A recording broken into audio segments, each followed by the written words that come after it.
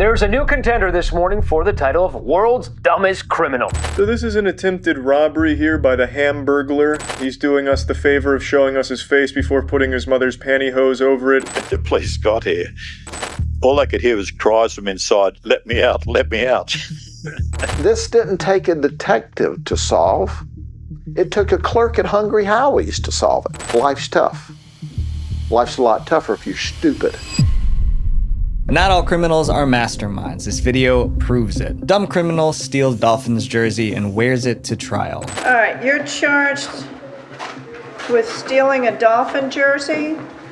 The internet roasted him. One comment said, imagine being his attorney and he pulls up wearing the evidence. That was dumb. But other criminals take stupidity to a whole new level. Today, we'll explore the world's dumbest criminals. So my goal this year is to give you guys double the amount of videos without sacrificing quality. And to do that, we gotta keep growing. So 68% of you guys aren't subscribed, and it would mean the world to me if you did. And I promise, I will give you more fire content. I'm Visual Venture and you are awesome. Derek Kosh.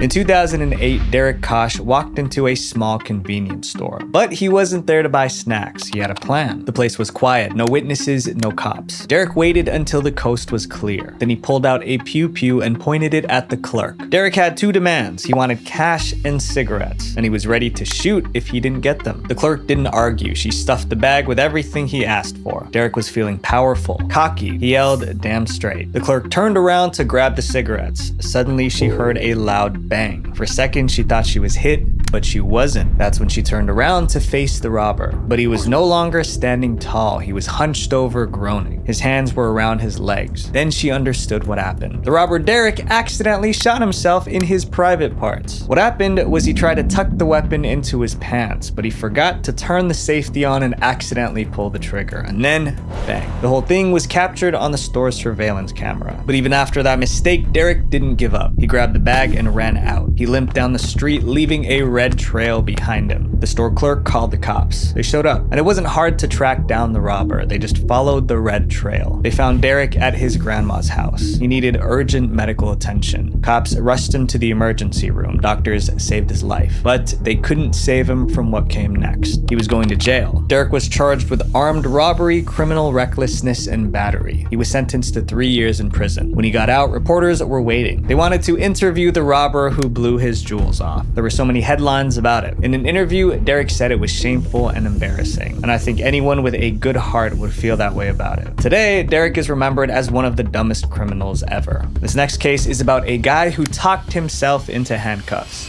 Peter Gamblin. When Peter Gamblin was 16, he won a national pool tournament. But by 24, he was in the news for something else, being incredibly stupid. It started when Peter decided to rob someone. His victim was just walking down the street talking on the phone. Peter jumped the man, stealing his wallet and phone. But Peter didn't realize someone was still listening. The victim was on a call when the attack happened. The person on the other end, Joe Dale, heard everything. He even heard someone say, "Give me money," before the phone went dead. Joe was worried about his friend, so he called back. Here's the crazy part. The phone was now with the robber, Peter, and the stolen phone started ringing, but instead of ignoring it, Peter answered. That's right, he answered the mobile phone he had just stolen. Joe realized he was talking to the guy who robbed his friend. The two started arguing. Voices were raised, insults were thrown, and Peter, the robber, got so mad he challenged Joe to a fight. Then he made it even worse. He gave Joe his nickname and home address. His exact words were, "My name is Gambo. If you want to make something of it, come to this address." Of course, Joe didn't go. He just forwarded the information to the cops. By the time Peter got home, the police were already there. They arrested him on the spot. In court, Peter tried to lie. He claimed he was at his sister's house during the robbery, but the jury didn't believe him. It took them 25 minutes to find him guilty. Peter was sent to jail for 3.5 years. He also became famous for his stupidity. He was a guy who answered a stolen phone and gave his name and address. While Peter tried to practically steal someone's identity by taking their phone, stuff like this happens to us way more frequently online. Identity theft and stealing hundreds of thousands of dollars from you are way more common than people think.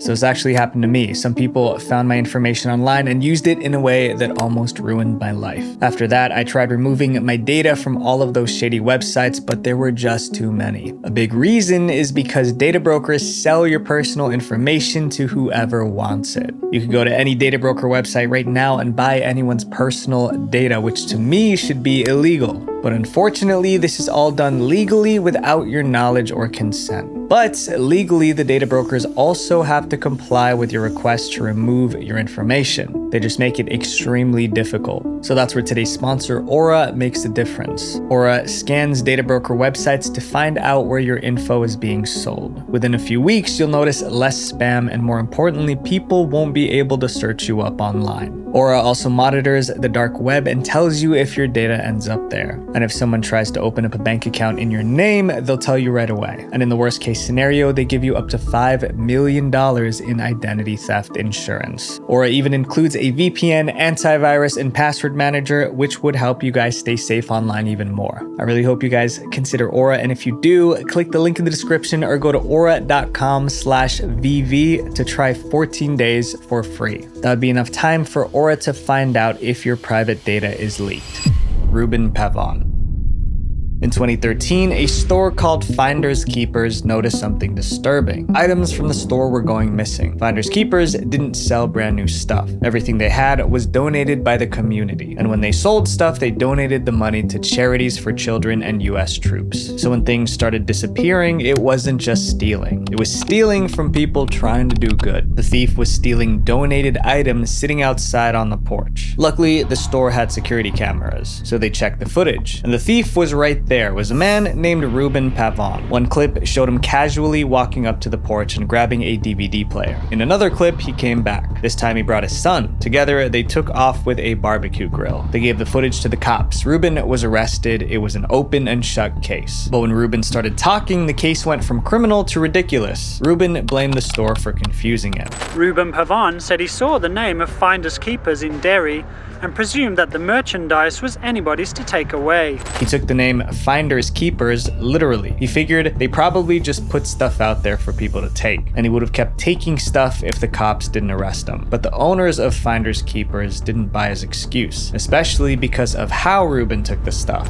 I've never seen him in the store. He didn't appear to try to open the door to see if we were open, if anybody was there, if anybody was even there to help him load it, because the lights were off. So I assumed he knew that nobody was there. They even posted about it on Facebook. This man who was caught on video is saying it is all a misunderstanding. He thought everything at our store was free. Is that really the best defense he could come up with? The case went viral online, and Reuben must have felt the pressure because he went on TV to prove he was not a bad person.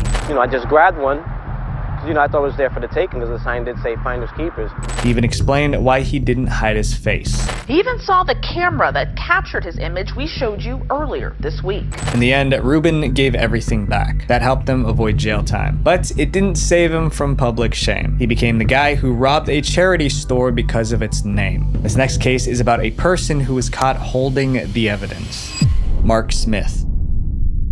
Most thieves break in, steal what they can, and get out fast. But when Mark Smith broke in, he passed out under a bed. It happened in Whitley Bay, England. A woman was at home when Mark quietly slipped inside. He had a steel bar on him just in case things got ugly. Luckily, she didn't see or hear him. Mark headed straight to her bedroom. He found a jewelry box and grabbed some gold earrings. But something was wrong. His eyes were heavy, his body was shutting down, and it was all his fault. Turns out, Mark took a mix of substances earlier that morning. It was now kicking in. He could barely stand. He needed to lie down. But instead of leaving, Mark did something no thief has ever done. He crawled under the bed and took a nap. He took a nap in the house he was robbing, all while the homeowner was still in the house. A few minutes later, she walked into her bedroom and froze. There were legs sticking out from under the bed. First, she screamed, but the burglar didn't move. Then she shook him and yelled. Still no response. That's when she called the cops. But even the police couldn't wake him up. Mark was completely knocked out. They had to drag him out by the legs, and he was still clutching a stolen pair of gold earrings. Mark Smith was arrested and taken to court. Turns out he already had a record of robbery, theft, and drunkenness, but this was his first time breaking into someone's home. The judge gave him 18 months in jail, and Mark left with an important lesson. If you're gonna be a criminal, at least stay awake.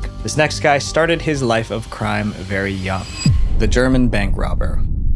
Being dumb is one thing, but being dumb and cocky is a recipe for disaster. A teenager in Germany learned that lesson the hard way. In 2010, a 19-year-old robbed a small bank. He threatened the staff, grabbed the cash, and escaped. He made it home without getting caught. Then he waited. The robbery was on the news. Police were on the case. He expected the cops to kick down his door any minute, but nothing happened. The minutes turned to hours, hours turned to days, days turned into a week, and still the police had no suspects. That's when his ego exploded. He thought he was a criminal genius. He pulled off the perfect heist at 19, but instead of enjoying his freedom, he wanted to brag about it. A week after the robbery, he couldn't help himself. He sent emails. One to the police, two to local newspapers. In the emails, he mocked the police for getting his age, height, and accent wrong. Then he pointed out that he escaped in a car, not on foot. He was playing games with the cops, like a criminal genius. But the moment he sent those emails, he proved how dumb he was, because it's easy to find out who owns an email address. The cops traced the email back to him in no time. They knew his name and where he lived. He basically turned himself in. Days later, police arrested him in a gambling hall in Hamburg. When they put the cuffs on him, he was completely shocked. But the truth was simple. He wasn't caught because the cops were smart. He was caught because he was dumb. This next criminal was a gangster in every sense of the word.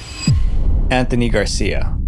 Most people hide their crimes, but Anthony Garcia put his on display. He tattooed his crime on his chest. The crime happened in 2004. Someone took the life of John Juarez outside a liquor store. No one saw who did it, and the cops had no leads. Years passed and it became a cold case. For 4 years, nothing happened. Then, one dumb mistake revealed the culprit. In 2008, police stopped a man driving with a suspended license. His name was Anthony Garcia. It seemed like a simple traffic case, but two things made the officers take a second look. First, Garcia was linked to a gang called Rivera 13. Second, he had a massive tattoo. It stretched from his neck to his chest and from arm to arm. The cops had a rule. Whenever they arrested a gang member, they took pictures of their tattoos. So when they arrested Garcia, they snapped the photo. The tattoo photo went straight into the system. Weeks later, it landed on the desk of a detective, someone who worked for the Juarez case years earlier. An investigator by the name of Kevin Lloyd was just flipping through pictures of gang members